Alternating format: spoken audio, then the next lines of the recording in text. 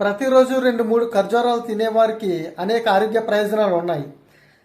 ఖర్జూరాల్లో ప్రధానంగా vitamin C, ఖనిజ లవణాలు, పోషకాలు పుష్కలంగా ఉంటాయి.